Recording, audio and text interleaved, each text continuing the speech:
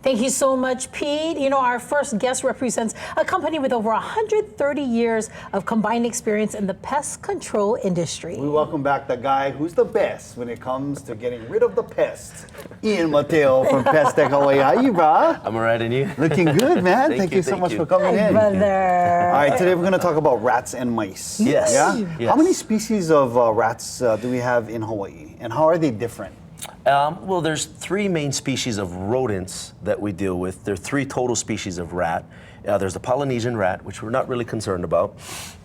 Leave the local rats alone, right? You know what I'm saying? This is their Aina, right? Yes, It was I try first. to leave Davey alone as much as possible. Nah. That wasn't me. Wow. Then you have the Norway rat, which we have some of, but it's not the dominant species. The dominant species of rat we have is the roof rat. And that's the one that probably is about 90% of the problems that we deal with.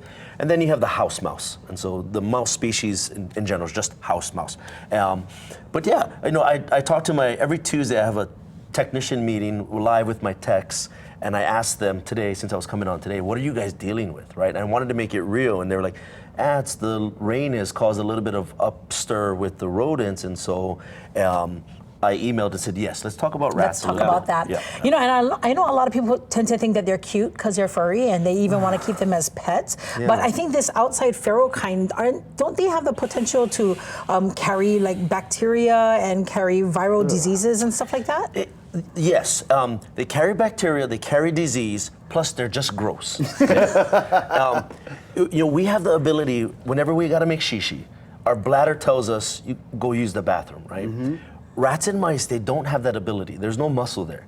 And so whenever they have to pee, the liquid goes in and it flows right out.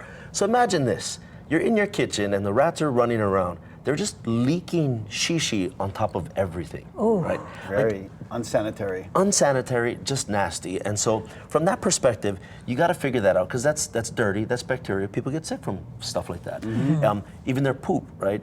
Once their poop dries, it tends to aerosolize, right? It picks up in the air, and that's what causes. If you you inhale it, that's what causes disease. Oh, that's so crazy. They are nasty animals, but again, some people think they're cute. I mean, I don't. I absolutely, and I know that there's no like breeding season for rats. They can. It just happens anytime, right? And not here in Hawaii. Like Hawaii is prime time to breed all the time, all year long. And how many right? babies do they normally have? You know, an adult rat will have a litter typically of 3 to 8, generally. They can have more.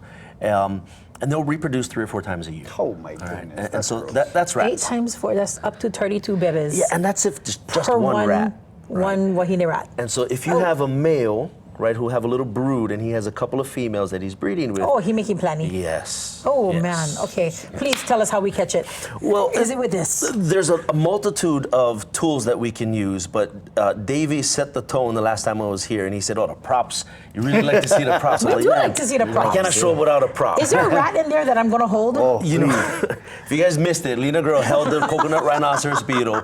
She is like Supergirl in my book now for doing that. Unfortunately, or maybe fortunately, there is no rat in here. I wouldn't want a rat to pee on your hand live in studio. Right. Now that I know.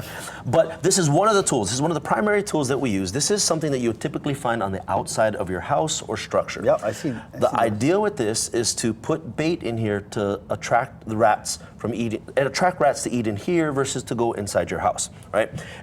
So Pest Tech, the last part of the name Tech, we try and use the best technology that there is for rodents, and this station is one of the best that there is. Station has a key, so not just anybody can open it. You open the station. Inside, it's elevated. So can we tilt it towards the camera? That camera is the one. Yeah. You can kind of see. So the rat comes in over here, yeah? Rat comes in the puka, and it comes up the ramp. Some bait stations, too low to the ground, whenever it rains, it floods, and then it just isn't as palatable for the rats. So this protects the bait, keeps it nice and dry, so the rats have a nice place to eat. The rats come up in here, we put bait inside here, they eat the bait, and they leave the other way around. Boom. Yep. There's a brick inside here, so it's weighted down, so small animals and small children cannot take the bait station. That's what keeps it protected from unwanted use. But this is one of the best tools that there is. It will hold a ton of bait. It'll hold about 8 blocks of bait in there. And that bait does what? It kills them right there, or? It doesn't kill them right there. It will kill them once they have a drink of water. The water will activate the bait typically, and then they'll die somewhere else generally. Now, a real hungry rat, an alpha male, may eat too much bait and have some water in the system and die right there, which does happen from time to time. But And that's why we have you guys to come check the traps The and whatnot, traps. right? that's what we do. We come out, we check it, we replace the bait, we check out what's going on. But it's one of the many tools that we have, but this is one of the primary tools. Ian, you the man, bro. Thank you so much. I love this. If We people love the wanna props. get a hold of you at Pest Tech Hawaii, how did they do that? Right there, 784-BUGS or pthlife.com.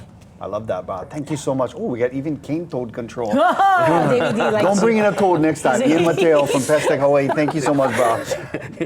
It's my commitment to bring in a cane No, toad for you. bro. Don't be scared. All right, we're going to take a quick break. But before we do that, today is National Grandma Day. Happy to today. Yes, so here's my question. What's the average age of a grandma in the United States? Is it 37, 41, 57, or 68? We'll get you the answer coming up in about 10 minutes right here on Island Life Live.